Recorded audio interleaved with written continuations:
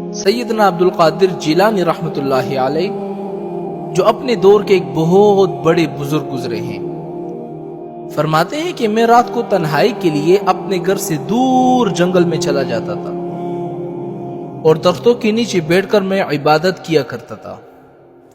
فرماتے ہیں میں ایک دن عبادت کرنے میں مشغول تھا کہ یکدم روشنی ہو گئی، سارا درخت روشن ہو گیا۔ میں حیران ہو گیا کہ ایسے تو پہلے کبھی کچھ نہیں ہوا۔ تو میں اسی سوچ میں تھا، میں نے سلام پھیرا۔ سلام پھیرنے کے بعد اس روشنی سے مجھے آواز آئی۔ کیا آواز آئی؟ کہ اے عبد القادر، تم نے میری اتنی عبادت کی ہے، اتنی مشقت برداشت کیے ہے کہ آج کے بعد میں نے تم پر سارے فرائض معاف کر دیے۔ حضرت عبد القادر جیلانی رحمۃ اللہ علیہ سمجھ گئے، انہوں نے فوراً پڑھا لا حول ولا قوت الا باللہ العلی العظیم، اعوذ باللہ من الشیطان الرجیم، کیونکہ وہ سمجھ گیا ہے کہ اللہ نے احکام اور فرائض اپنے انبیاء کو معاف نہیں کیے، مجھے کیسے معاف ہو گئے؟ اب ابلیس ظاہر ہو گیا۔ اب اس نے ایک دوسرا داؤ استعمال کیا، کہنے لگا کہ عبد القادر، چونکہ تم صرف عابد ہی نہیں ساتھ عالم بھی ہو، اس لیے بچ گئے ہو، تمہارے علم نے تمہیں بچا لیا۔ آپ نے فرمایا اعوذ باللہ من الشیطان الرجیم، فرمایا بدبخت، تم مجھے دھوکہ دیتے ہو، مجھے میرے اللہ نے بچایا ہے، علم نہیں بچا سکتا۔ اگر علم نے بچانا ہوتا تو تم ابلیس کیوں بن جاتے؟ تمہارے پاس تو کتنا علم تھا۔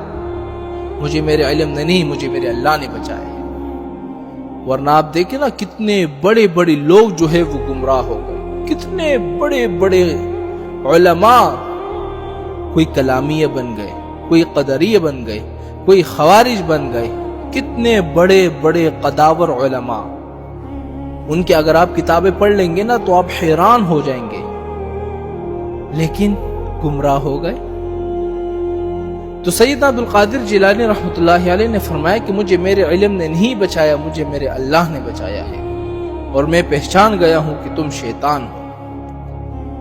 تو شیطان نے کہا کہ عبد القادر، میں تمہیں بتاؤں کہ اچھے لوگوں کو گمراہ کرنے کے لیے میرے پاس 70,000 داؤ ہیں، اور میں ان کو موقع کے مطابق استعمال کرتا ہوں۔ آپ نے فرمایا کہ تم جتنے داؤ استعمال کرو، تمہارا اللہ والوں پر کوئی اثر نہیں ہو سکتا، کیونکہ اللہ کا فرمان ہے کہ جو میرے بندے ہیں ان پر تیرا غلبہ نہیں ہو سکتا۔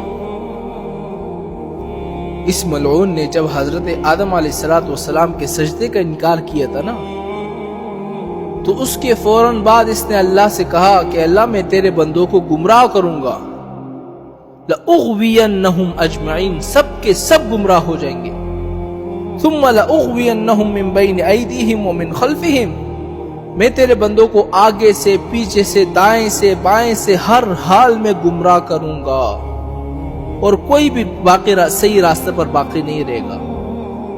تو پتہ ہے اللہ نے آگے سے کیا فرمایا؟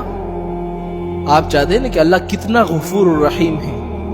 ابھی اللہ کا جواب سنیں کہ اے ابلیس، وَبِعِزَّتِي وَجَلَالِي، اللہ نے کس کی قسم کھائی؟